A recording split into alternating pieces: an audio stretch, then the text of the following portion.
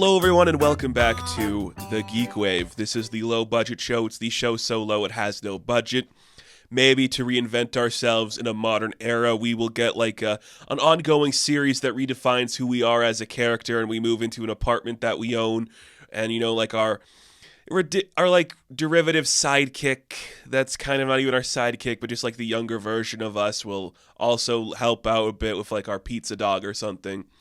Yeah, I'm of course talking about becoming Hawkeye, because we're celebrating 60 years of Hawkeye this year, and this character has meant a lot to me, and I just kind of want to talk about my appreciation for him. We've done episodes like this before, where I talk about characters I like and how I think they're being treated like unfairly in terms of like popular culture right now. We've talked about Janet Van Dyne, the Wasp. We've talked about Danny Rand Iron Fist. I talked about Aquaman a couple months back. All of those characters mean a lot to me, and I think they're kind of like trapped in a bad stasis, and Hawkeye's kind of in the same boat, but it's a more interesting example. We'll get to that in a minute here, because before that, we have quite a bit of news to talk about, actually. A lot of stuff that's interesting. I took a couple of things off, because I was like, do we need to talk about that? But I think I'm going to put it back in, so I'm going to put this one piece of news back in, because I think it's interesting. I'm not even going to say which one it is, but just know that one of these was originally not in here, but what is that, 10 topics maybe? Talk about the news. A lot of news stuff. So let's just get into the news so we can get into the 60 years of Hawkeye celebration. Here's something that is very interesting, and I genuinely like this. So Seth Rogen, Evan Goldberg, they have kind of like made a name for themselves developing a bunch of like comic book properties into successful franchises. Preacher was like their first effort. That was pretty good. AMC kind of just like let it die for a bit. They did Invincible and The Boys, two of the most successful things to come out. And then they also did the new Ninja Turtles, Mutant Mayhem. Well, it looks like, according to Jeff Snyder, the new project that they look to be developing is 8 Billion Genies. Now, 8 Billion Genies, if you haven't heard of this book, this follows, it's just a normal world where everybody gets a genie and everyone gets a wish. And it just turns into a world of chaos, which is like, it's really interesting and very different, and definitely something that you're not really expecting, but it definitely could work for like a movie setting. So that's kind of cool to see. This is really exciting. So this is going to be through MGM, Amazon, whatever you want to call it. And they have a writer attached. Rodney Rothman, who co-wrote and co-directed Spider-Man Into the Spider-Verse, has been tapped to write the script. So that's really fun. It's just a limited series. What if everyone got like a genie that could make a wish and the world falls into chaos? That brand of lunacy really works for like the stuff that Rogen and Goldberg make. And I do think the way that Amazon MGM makes movies works well for like this story. Now, I'll say this. I think, because every like, streaming service has their own vibe. And I think the way that like The Boys looks, and the way the Lord of the Rings movie or the TV show The Rings of Power looks, that style, like that lighting style and the digital cameras we use, that lends to like this chaotic world. So I'm not against this happening. I'm like, okay, I'd rather original idea, but again, I'd also like to see these comic book creators get paid more. So if this is how we do it, that's pretty cool. This could be a pretty good standalone movie, just like a fun one-off or something. That's really exciting if they do it right. Hopefully they do. Another piece of news that's worth talking about. It's kind of interesting, I suppose. Neve Campbell will be returning for the new Scream 7, I do believe. A couple months ago, we talked about Melissa Barrera and Jenna Ortega stepping away from the new Scream movie to show their support from the wrongful firing of Melissa Barrera. Well, they realized, those fine folks at Spyglass, that they need a sure hit on their hands, because they kind of essentially killed a lot of people's interest in the Scream movies. So they're like, we'll just pay Neve a bunch more money to have her come back. Would it have been nice to see Neve Campbell support Barrera and Ortega? Yeah, I think it would have been great. But I also know she's of an older class than them, so she's maybe not thinking about things their way. Those two girls, Barrera and Ortega, they can easily find other work. And I think everyone's been like, we should just get Barrera as Wonder Woman or something like that. They'll be fine. But Neve Campbell, we have seen repeatedly, she cannot escape this franchise, so she'll be back as Sydney, and that, I guess that's good for her. So it means they figured out like her paycheck, because she didn't return for 6 because she didn't get a fair paycheck. So they probably paid her a lot more money now that they don't have to pay Barrera and Ortega, so she can just be the one that comes back, which is, it's complicated. The Scream movies are just complicated, but I guess this is exciting. I don't know. I don't know if I'm going to see this movie.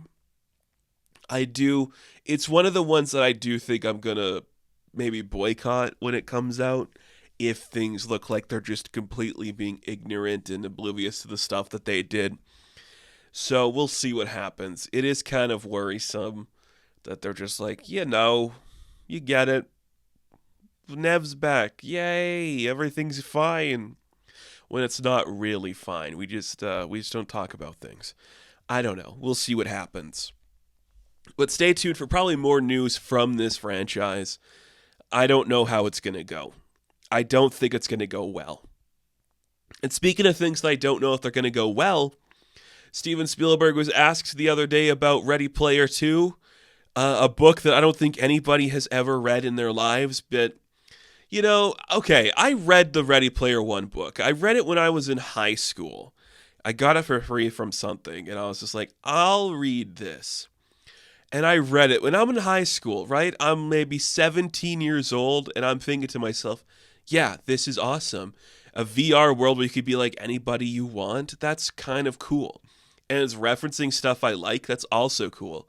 But then, the more I grew up, the more I'm like, it's kind of gross that in like the year 2040 or something, we can't make a reference to like new pop culture. It's just stuff that existed in the 80s and 90s. That's kind of gross. So I was like, that's weird and lame. And then the movie was just, I didn't really hate the movie. I didn't love the movie. I have no real thoughts on it, but whatever. So they are going to be making a sequel film, Ready Player 2. And there's a book they could adapt that I don't think anybody's ever read, where it's just like, what if there was more to do in the Oasis? And sure, I mean, or maybe there's another Oasis. I don't know what the plot is. Because what's the plot? What would like the plot be? Should we Google it? Let's in real time Google Ready Player 2 just to see if we can figure out what the plot is of this new one. All right, let's see here. Plot. After the events of the first novel, the High Five have scattered across the globe.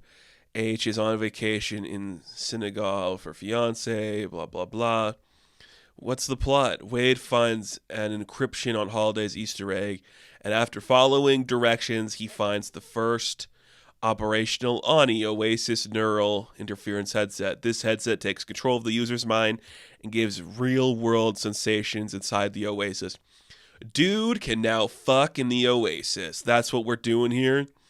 Okay, so what if, and hear me out, folks, what if the sequel to Ready Player 1 was there's a new thing you can do inside the Oasis? Okay. I don't give a shit. But another movie, sure. Go for it. Maybe that is something.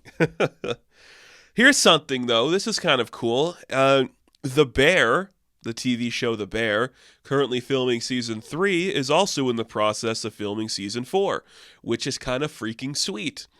I love The Bear for so many reasons, but one of the best reasons The Bear is working is because they're releasing this yearly and on time and schedule. This is going to come out in June, and they're currently filming. You're like, yeah, we're just making real TV again. Real TV is coming back with this in Abbott Elementary. It's really cool to see that.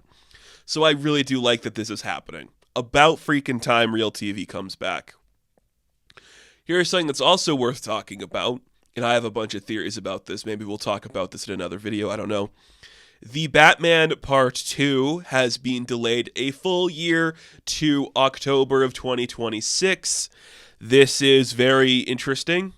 There's a lot of reasons this could have happened. I think one of the main ones is they're going to connect this to the DCU. Because what else are you doing? Why a whole year? This, to me, like, the move for this would imply a couple things to me. They can't settle on, like, a final script because there might be characters that Reeves wants to use that they're going to use in something else. And they're just worried that, like, well, we can't even get it filming this year. I don't think Pattinson's, like, really busy with other stuff because a lot of his projects were canceled and delayed. So I don't really know. But I also think, like, they're going to wait to see if anybody is actually interested in the Superman movie before they decide they're just going to connect this. Now, I don't think Pattinson's going to want to play Bruce Wayne connected to everything else, but maybe he will. Maybe they're going to let him be like a weirdo throughout the whole thing. I don't know. But I personally think it's either going to be canceled and they're going to drop it, or it's going to be connected to the universe. That's what I'm feeling, because 4 years between that, I mean, we still got to set up the Brave and the Bold, so that's like a long time away. I don't know. I guess on that note, too, speaking of DC stuff, we can move over to this next DC topic, which is a Teen Titans movie has officially been discussed. I mean, we haven't had like a director or casting confirmed. We currently have a writer. It's the same woman that is writing the script for Supergirl Woman of Tomorrow, which means that they're actually doing that. Do you remember? I think it was like last month, there was like a leaked list of like, here are projects that are being developed right now. We're talking about doing a Teen Titans movie. We're talking about doing like a Sergeant Rock movie. We're talking about doing a Plastic Man movie. And James Gunn said, well, some of these might be true. Wink, wink. Turns out there was some legitimacy to that list. When they did like the initial announcement last year, where they announced the 10 projects that they're working on, those were not like confirmed to be like the first ones in development. They're just the projects that they are having ideas talking about. So I wouldn't be surprised if a lot of those shifted into other areas. We know that James Mangold is working on his Bob Dylan movie right now. Maybe Swamp Thing will be next for him after that. I don't know. But there's a couple where I think they're like, yeah, we're going to wait to see if we're actually going to do this. I wouldn't be surprised if we didn't do a couple of the things we announced. But also, Creature Commandos is on schedule. Waller is on schedule, supposedly. Paradise Lost is probably never going to happen. And I don't know if we're actually going to do an Authority movie, but whatever. Teen Titans movie, that's awesome. These characters are more popular than maybe anybody in the DC universe, so doing an actual movie with them kind of rocks. I feel like that's a topic we could talk about another day. Maybe we will, but I love the idea of this movie existing. It works so well for those characters. They deserve it. Here's something that's kind of interesting as well. Bill Hader will be voicing the Cat in the Hat in the new Cat in the Hat, Seussical, whatever Netflix is doing. They have all those characters. Remember when Netflix was like, we got the Roald Dahl estate. Wes Anderson just won an Oscar for his thing. So here you go. So Bill Hader voicing Cat in the Hat. Cool. Are we excited? Is anybody disappointed? I don't know. But I just wanted to bring that up. There you go. Cat in the Hat news. Moving on from there to something a little more interesting, especially to me. This is super exciting. I actually really like this news because we're talking about a director I'm a fan of who has kind of been trapped for a little bit. Joe Dante sets first film in a decade with Little Shop of Horrors. It's produced by Roger Corman. Sorry, Little Shop of Halloween Horrors? Is that what they're doing like a different thing? Okay, so is this an adaptation of Little Shop of Horrors? I'm trying to think now. Initially directed by Corman in 1960 as a micro-budget feature starring a young Jack Nicholson, the story was repopularized, in the 1980s with Frank Oz's take, and then it became like an off-Broadway play, Howard Ashman. This new version is titled Little Shop of Halloween Horrors. Corman will produce Dante's reboot, which is described as a hopeful franchise starter. Oh, but there's no specific details outside of that. So, here's what's awesome. Roger Corman's like 100 years old. He is still producing something he did in the 60s. Fuck yeah, that's sick. Joe Dante is out of director's jail to make a thing. Hell yeah, that's awesome. A modern Little Shop of Horrors. Hell yeah, that's awesome. If there's one thing I know about Joe Dante, it's that this guy is going to do puppet stuff. and that's sick. He does not seem like a guy that's going to rely heavily on the CG, although he did do Looney Tunes back in action. So maybe, I don't know, but this is cool. I love this news so much. Like, these are all things I'm on board for. I love to see a director come back to do a thing. I think Catherine Bigelow's got a new movie coming out soon. Andrew Stanton's got a movie coming out soon. I like these people. They're kind of lost, and now they're getting to bring back their stuff. That's awesome. This makes me very happy. And Joe Dante is one of those names I love to see stuff come from. So awesome, Joe Dante is coming back. Little Shop of Halloween Horrors. That's really sick. I'm excited. We'll definitely talk more Dante because we've talked about Looney Tunes on this channel. But I love, a lot of his movies, and he's such an interesting guy. I recently watched his work with John Landis, which is like his own weird person to talk about. Amazon Women on the Moon, which is an insane movie that you should check out because I can't even describe how weird that movie is. But it's awesome in a stupid way. And our final piece of news comes out as I am recording this. I did want to talk about it because it's its thing.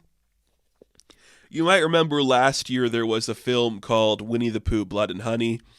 The sequel film featuring Tigger comes out this year, as well as a Bambi movie, a Pinocchio movie, a Peter Pan movie, where it's like, what if everything was bad?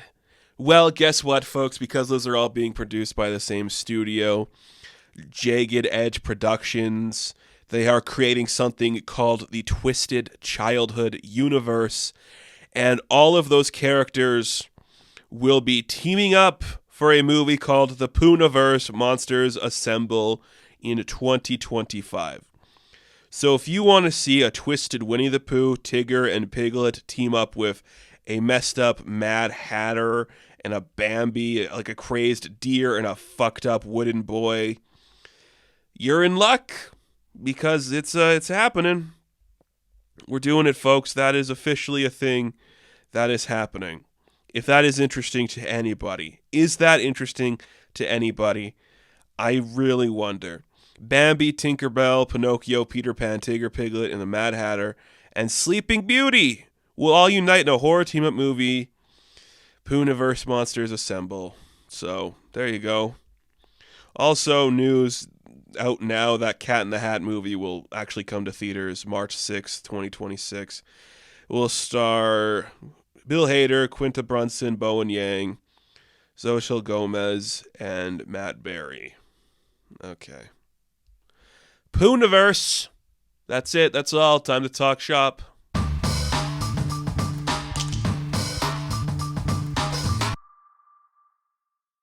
I think one of the most telling things about me as a person is that the characters that we've done these types of episodes for are the ones that nobody else really talks about in this capacity. I guess the biggest one would have been Aquaman, because he's had two films that have both grossed like $450 million above.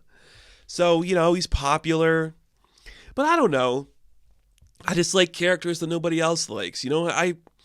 I don't read a lot of Spider-Man, if I do read Spider-Man at all. I don't read the X-Men. I love the X-Men, but they were always just in that other corner for me where I'm like, I got too much other stuff to read here. I don't like that. I liked the street-level characters from Marvel. And we've talked about two other characters that have meant a lot to me. We talked about Janet Van Dyne, the Wasp, who I've only come to appreciate later on as I've grown up, where I'm like, this is a character that if you gave the right person the right ability to do something with, you could create something really fun and have her be a fixture of the universe that she's never truly been.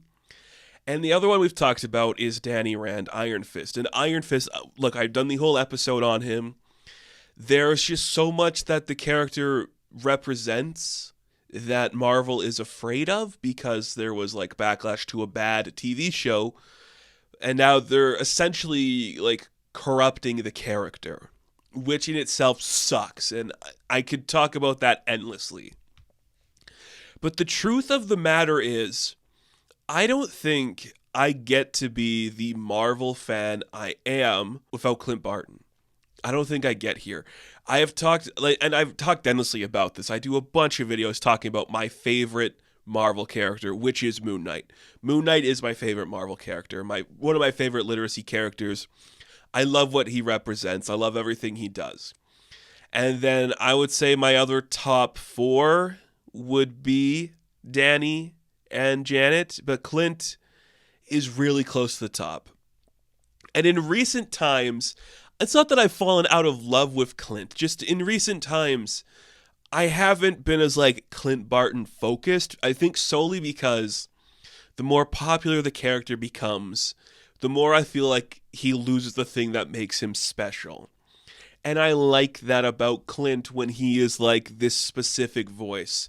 Something that I just really admire in the universes of both DC and Marvel is that their Archer characters usually represent the voice of reason in like a weird time. If you can't do like the big people like Captain America and Superman representing that, normally if there's an argument, the people on the right side of that argument are Clint Barton and Oliver Queen. And I think that's a really cool thing to see because they're just like guys with classic traditional weapons, some of the earliest projectile weapons. So them always like being a little headstrong and sure of themselves is important, but also like they know right from wrong and they're kind of just smart in a different type of way. I appreciate that for both of those characters. And Clint represents that, I think, in a stronger extreme to what Oliver does, because Oliver is, he knows everything, and I could do a video talk about Oliver.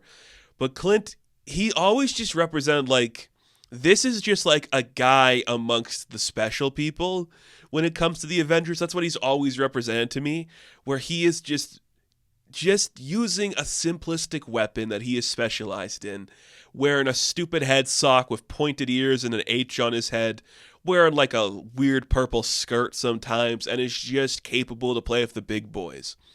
And that's like a really cool special thing to see for that character. So I don't put Clint as my favorite Marvel character, but to get where I am with Marvel and to get into like the world, it is through Clint, and it is through two specific things that have happened. I am in my mid-20s. There are two shows that came out at the perfect time for me that represented my growing interest in Marvel and have given me the two of my favorite interpretations of Clint Barton.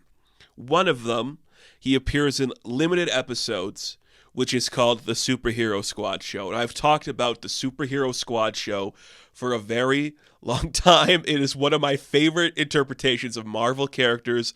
That show holds up so well. And the first episode of that show I watched when I was, I think I was about 9 or 10 in that era, and I'm just starting to learn what Marvel is and all that stuff because the show just interests me. It starts because in the episode that has Clint, and I'm going to see if I can find it right now. The episode that has Clint, he is on the helicarrier, and he's just talking to like the team, and he's just so snarky and funny, and I'm like, who is this guy wearing all this purple, just acting like a cocky guy, and he's just like dressed like a weird Robin Hood thing. And I just loved seeing that. He was just smarmy and talked so loud, and he was just so confident, and you're like, he's going up against like Iron Man and Hulk and Wolverine, and he's just like this guy in a stupid purple suit firing a bow and arrow. I just loved that. And I was like, who is this guy? I was just so drawn to the costume, and I say this too. I love the classic Hawkeye costume. It is in my top 5 favorite costumes for any character ever. I am obsessed with it. The iconography of it, the iconicness to it, even when they do like the exaggerated colors now for like the reprints of the old stuff where it's like blue and purple and the bow is like gold. I love it so much. There's nothing else that looks like it. It is distinctly Clint. It is such a stupid, silly costume. I love it so much. And just seeing that when I was like a young kid, I was like, bow and arrows are freaking awesome. That's cool. Purple, my favorite color. Who is this guy that's being an asshole to these people? And the other interpretation of the character is from another cartoon we have talked about, which is Avengers, Earth's Mightiest Heroes. Do you remember this cartoon? This cartoon rocks. And this is one of the definitive versions of Clint Barton for me. He's wearing the classic colors, and he's kind of a dick. And I love that, because that is Clint Barton. I think something we lose a lot now is how much of an asshole he was. He is more in the classic setting like a Guy Gardner than he is an Oliver Queen, where he's just kind of arrogant. He's kind of cocky and schmarmy and above it all and thinks everything is stupid. He's just an asshole who likes to see people getting in trouble and causing trouble. And I love to see that for him. And just seeing this interpretation, I was already aware of the costume, where I'm like, that costume rocks. I saw him in a kid's cartoon. This one's more grown up. And I'm like, he's going toe-to-toe with the big boys, and he's capable. And he's awesome looking. It is one of the best interpretations of Clint Barton in a show that has some of the best interpretations of these characters. Like, this show has, in my opinion, like the best use of Janet Van Dyne and Carol Danvers and just so many others. Like, and Clint is an important member of the team, and he's just starts off as the villain. They do his whole trajectory of the villain turned hero turned spy and all that stuff that connects him. And those really just put me in the mindset of Hawkeye is this cool character, and I love to see Hawkeye shine in this way.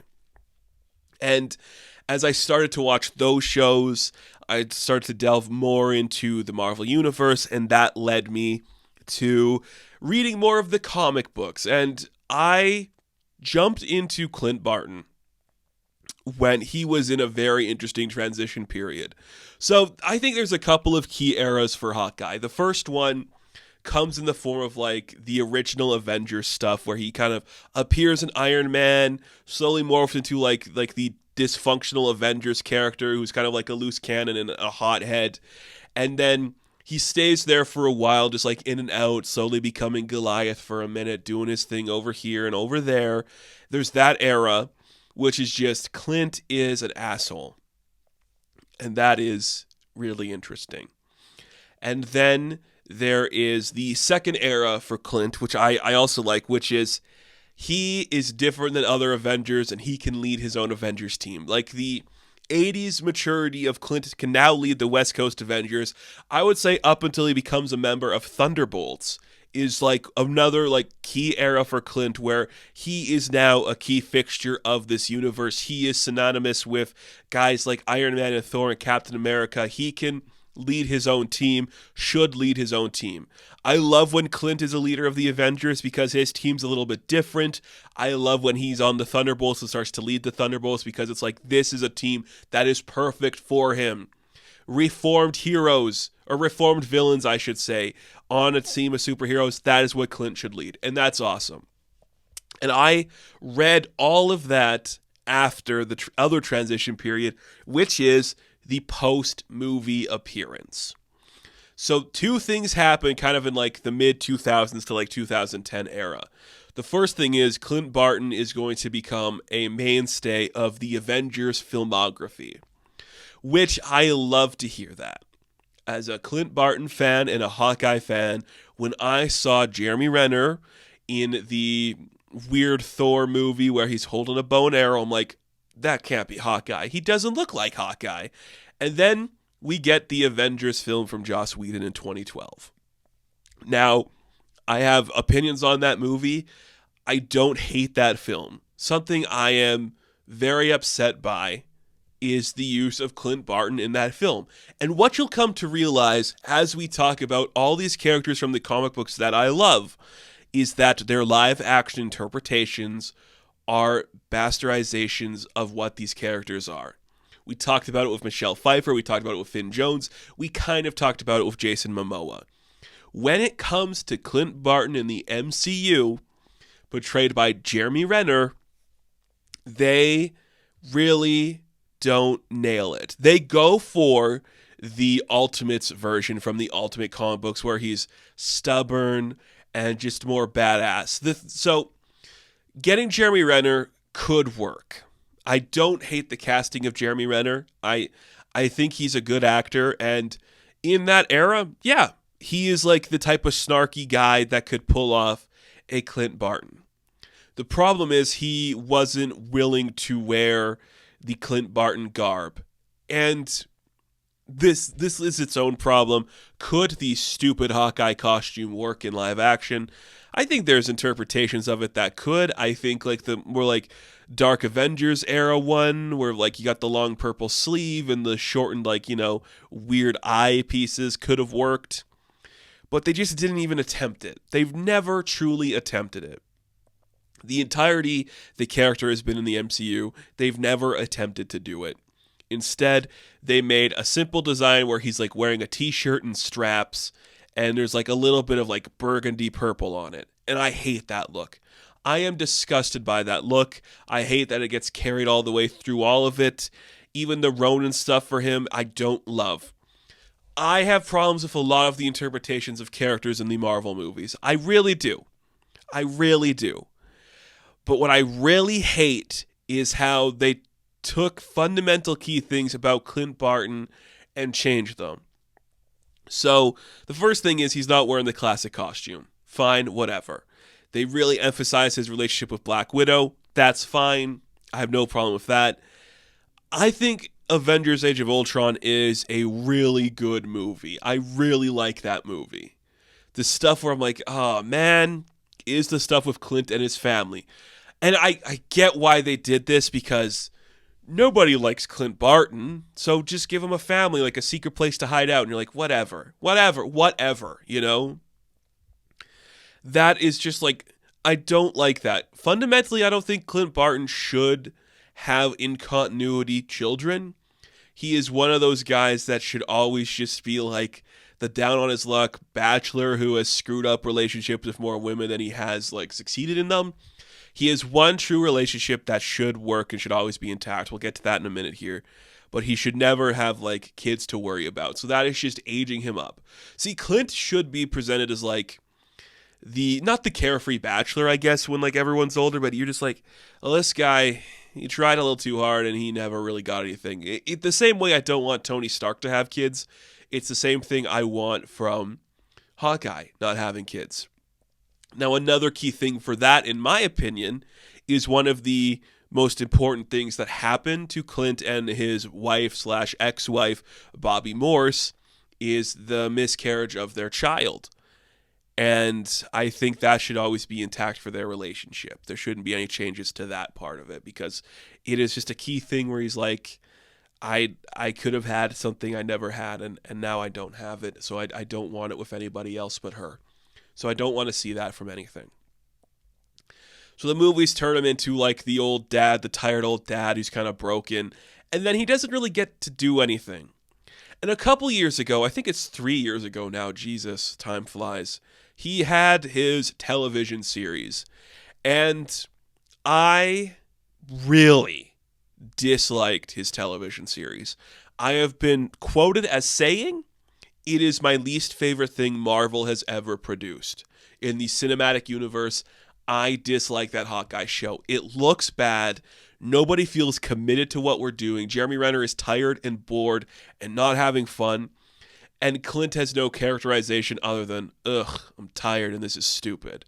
Now, Haley Steinfeld's great casting, and I'd like to see her do more, but they butchered the attempt to do the Fraction and Aja arc, which is the first ongoing Hawkeye comic book I read. Now, this is the one where in the modern day, it fundamentally changes everything about Hawkeye. So we have the two other eras. We have the I'm an asshole Avenger era, where I'm kind of like not above it all, but I'm a snarky asshole and everyone's just wrong and I'm a hot-headed dick. I'm going to quit every other moment. I'm going to join the Defenders or whatever the fuck. I don't fucking care. I hate everybody. And then you have actually, I am a fundamental key member of the Avengers. I should be on every team. And if you don't want me on the main book, I'm going to go start my own team with my hot wife. We're going to get in a hot tub over in the West Coast and have fun. And when that's done, I'm going to go lead the Thunderbolts, because fuck you, Baron Zemo. I'm going to go lead the Thunderbolts. And those two eras are really cool classic stuff for Hawkeye. I love to see them. They're so interesting. And then the revitalization of the modern Fraction and Aja stuff, where Clint goes from being the hothead. This is the thing. Clint goes from being the hothead, asshole, dickweed to becoming the down on his luck, can never catch a break, kind of like sitcom character who can never really find himself. And I don't hate either of the eras. I like the stuff in the classic Avengers because he's so different compared to everyone else we're seeing. I like the other stuff. And yes, he dies and comes back and Bendis' new Avengers becomes Ronan. Who gives a shit? That was its own thing. It doesn't really like change or fix him. But then he becomes this character who is now wearing just like sunglasses and a t-shirt, and he's hanging out with Kate Bishop, and you know, he can't catch a break with women. He's always on the wrong side of the law, and he's just like, I'm a little silly boy. And Clint has never escaped that era. He has been fundamentally stuck there for about a decade. Only now do I think we're starting to see like writers move Clint out of that, where I think it's Hawkeye Freefall onwards with like the Thunderbolts run, his new miniseries of Black Widow. We're seeing him come back to the purples, because now it's not just like black with hints of violet in it. It's coming back to the purple colors. He's still not wearing the mask, but we'll get there eventually. A couple more like reboots, we'll get there. And I say this, I don't hate the Fraction and Aja run. I think it's very important. It made the more stylized approach to the comic book, where suddenly Clint was relevant in a different way. He was just like the everyman who just goes on simple missions and fights people in a different way, and he's always just like a goofball. And this also feels like a deliberation to make him different than Oliver Queen, where with Oliver Queen there was the I'm kind of like this rich white guy who is like this Avenger doing like these intense mature stories. This puts Clint in the like I'm poor and I'm in a different like tax bracket than Oliver Queen, which is fine and something that works for him. But I really dislike like what that era of Clint Barton looked like. The sunglasses, the all black with like the hints of purple, just even the bow. The bow becoming black really bothers me. I don't like it. I love a lot of that book, and I think it's really cool. And I do like the way in like this era, Clint Barton is like a womanizing idiot, because that's kind of regressing him back to like the ever so bachelor, never growing up. Like he's less like the John Cryer of the 2.5 Men. He's more like the Charlie Sheen, where you're like, this guy, he kind of has it together, but he's never actually going to have it fully together. So I like that. And Clint's been with a couple of ladies here and there. He's a great character to pair up with women, because he's one in his classic era kind of misogynistic, but he's also like a guy that's learned his lesson and he's grown up a lot. So it works for him to be that. But this era also introduces a couple of cool concepts I do like for Clint. Number one, the hearing aids, which is a really cool idea, because that brings Clint back to like a modern setting where it's like, yeah, this guy has been through a lot of shit. And one of the things is losing hearing for what he does. That's a cool setting to bring up. I like when they introduce that for him, because he's a guy that's really good at fingers, so doing sign language, it works really well for Clint Barton. There was that minute with Hawkeye blind spot that he was like gonna go blind. I like that book. I do like that book. I don't know. I just kind of wish I stuck with it more. So I'm looking at CBR right now. This is an article from 2023. Just because I was looking at pictures of Clint. This is Hawkeye's greatest accomplishments in comics. What are they? Number 10, Hawkeye aces on unorthodox Avengers interview. So when he like shows up and like just pants his Iron Man, that's cool. Hawkeye took out a cosmic being by sheer tenacity. Yeah, Hawkeye's the guy that's gonna like lecture you and yell at you for a minute. You like to see that. Hawkeye forms the West Coast Avengers. The most important thing he did. Hawkeye gave the Thunderbolts legitimacy. No, Hawkeye didn't do that. They already had legitimacy, but him being a part of the team made the book sell better. Hawkeye chose not to become the next Captain America. Yep, I love that. I love that. Because that's another thing that I really like, is when it's like Clint Barton is respected by these people. He's kind of a silly dunce, but Steve Rogers is like, dude, you can do this. Hawkeye's time with Occupy Avengers focus on normal people. Yes! Yes, that's Clint Barton. He's the boots on the ground kind of leader. I love that. Hawkeye joined the Justice League. We're not talking about that, but whatever. Hawkeye saved DC and Marvel. We're not talking about that, but whatever. Hawkeye mentors Kate Bishop. You can't just ignore that. Okay.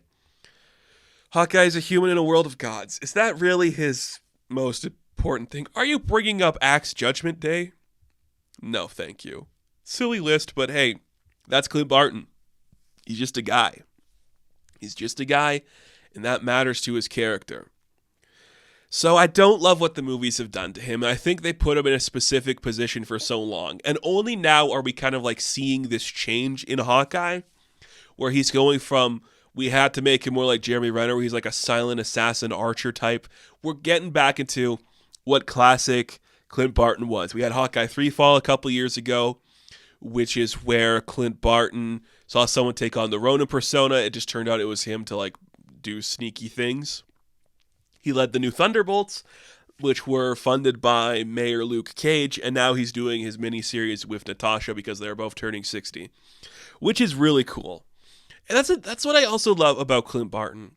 60 years, and this character, who obviously shouldn't be like this mainstay, has become this prominent fixture of the Marvel Universe. Like, he has made himself known to be valuable and important just for being an archer and this random guy. And yes, he is still kind of trapped in like the zone of being the bachelor who can't grow up. But we are slowly, maturely getting out of that zone. And that's another thing I do want to bring up because it is important to me. I think he should be married to Bobby Morse again. Bobby Morse, a character we could do an entire separate video on, who, another one of the ones that is treated so unfairly by Marvel, where after her kind of like divorcing from Clint, she's never made it back into the spotlight. They're never going to put her in the movies now, because we have set up that Linda Cardellini's character is Mockingbird. She is Agent 13. So we're just never going to do it. But that relationship, I think, worked because she is essentially the one, if we're looking at like an in-canon reason, she's the one that cools off the hot-headed Clint. She kind of brings him into prominence, being like, you should lead your own team. We'll do a mini-series together a couple of times, and you should be somebody who is in charge. And she gets him there. And I think it's important that they are together. They have the history of the miscarriage. They have the history of being two just average people in a sea of gods, you know? She's important to his legacy. And in the most recent issue, so at the time of this video, Hawkeye and Black Widow have a book out called Black Widow and Hawkeye. Bobby Morse is in that, and she explains to Natasha, like, things were going well for us, and what's happening now is kind of setting us back. I hate that. Maybe we should like build it up again. They could be together again. That'd be nice. They should be together. It just works well for them. And I think there have been, maybe because I was like young and reading books at that time, but I did like the idea of putting Clint and Jessica Drew together, because they're two people who are just like broken and like they can find some love together, I guess. But that's good. I do like that he's one of the earliest adopters of like, yeah, there can be another Hawkeye. I don't give a shit. And his relationship with Kate Bishop is really good too. I like that they steer away from him being like predatory towards her, which they could have been because he was like the hothead, womanizing, misogynist asshole. But he's like, I don't care. Like, you're a rich kid trying to do something good. Go ahead and do something good. That works well for him because that's who he is. He doesn't really give a shit, but it works. I don't know. Clint means a lot to me. He's a character that I saw myself in when I first started to like get into the books, and I started reading early Avengers and I started reading West Coast Avengers. I just saw this guy who has been perceived as one thing for so long, and everyone's like, well, he is just like a loser who only uses a bow and arrow and he's not that intense. But he has built himself up slowly. And yes, I know it's the writers and the artists and shit that do that really. But in universe and in continuity, Clint has become one of the most important fixtures. And it's truly a shame he has not been like a main fixture of an Avengers book for a long time. Now, if we were to do another ongoing Thunderbolts, he could lead that. That's a good place for him. I just wish we could perpetuate him to another level again. I wish we could get back to the classic. We're so close. We're getting so close to the classic. We just have to put that sock back on his head. We have to give him some more classic characters to play off against. And we need someone to kind of like take the concept of the Fraction and Aja stuff, which is just he's low rent, he's on the ground, he's fighting characters from his past and his present, and he's working with new people, he's got a nice car, and he's working with a girl, and everything's just simple for him, and just reinvent that. We don't have to go back to the era where Clint Barton is an asshole, because those early comic books, everybody was like had an asshole on the team. There was always the one dickhead who showed up and was a dick, And Clint Barton was good at that. He would storm off the team and just leave sometimes, and then he'd form his own team against them all. Clint Barton is really cool. He's an important character, and someone I love to see. So I do want more. I think we're doing good at the moment, but he's just been trapped in the movie stuff for too long. And we can, and we are slowly getting him out of the movie stuff because we're not going to see Clint Barton in the movies anymore. But it's a shame. It's really a shame. Now, here's what I would do if I had to do something else in terms of like the film or television side of the Marvel stuff with Clint Barton. My pitch, and I've talked about this at the end of Hawkeye when that show was done, you cast 2 young actors, say in there, you could go 18 to 25. You have a kid who ran away from the circus, and he was trained by a swordsman. You don't even have to say trained by a swordsman because swordsman is the MCU doing another thing. You have a kid that ran away from the circus, and he could team up with like this woman who's like a secret agent, and they could go on the run and do something together. You call it Hawkeye and Mockingbird, and you put both of those characters, a younger version of the Jeremy Renner and Linda Cardellini characters, in the classic costumes. So you have the implication that Clint did wear the classic sock with the stupid pirate boots, and you could have Mockingbird in like her big headgear and long flowing like sleeves. And that's all you have to do. I am not saying you need to see them wear that all the time, but for 6 episodes or even like 5 episodes of a show, couldn't we just see that for a minute? Just have that look in live action and have it work? Because it could work. It could work. But I fear we may never see that again in my lifetime. I fear I may never get to see a classic Hawkeye look like this in my lifetime. And I'll have to live with that, but I have 100,000 comic books with him in it doing cool stuff. Sometimes he's trapped in stupid eras, but he's grown up and he's done some cool stuff. I like that. I like the purple. I like all about him. He's a character that means so much to me, and I want to see him succeed in other ways. Another reason that Hawkeye is very special to me, and this is kind of a modern reason, Hawkeye 3-Fall, the final issue, I think it's issue 6, is the first time you will see my name in a comic book. My name is in the back of one of like the letters for the books. Let's see if I can find it here. I'm going to just open up my account and see if I can find it.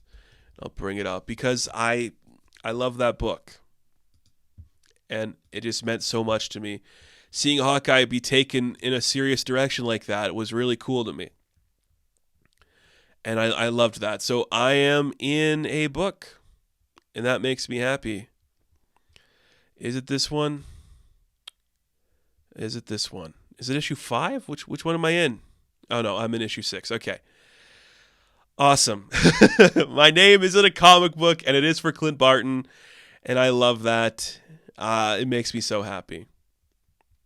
This character rocks. I love him. And all because when I was at an impressionable age, I saw this little guy show up in the Superhero Squad show.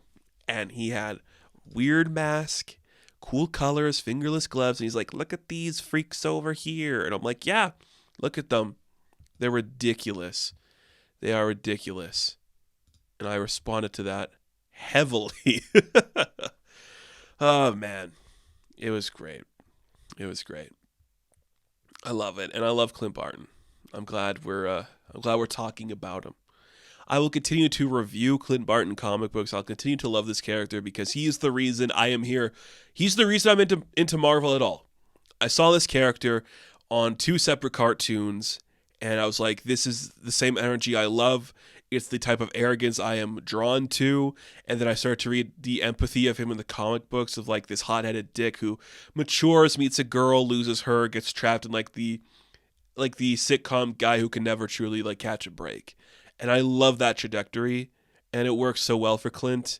And all the while, I mean, he's just a guy with a bow and arrow wearing purple, just looking like a cool badass, and I love that.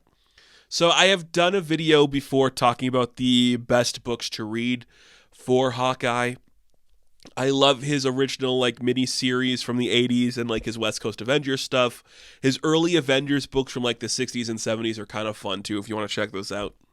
Thunderbolts, good place for him, worth talking about too. And then if you're interested, like the modern stuff, the Fraction and Aja stuff, of course, Hawkeye Blind Spot, another one that I always say people should check out.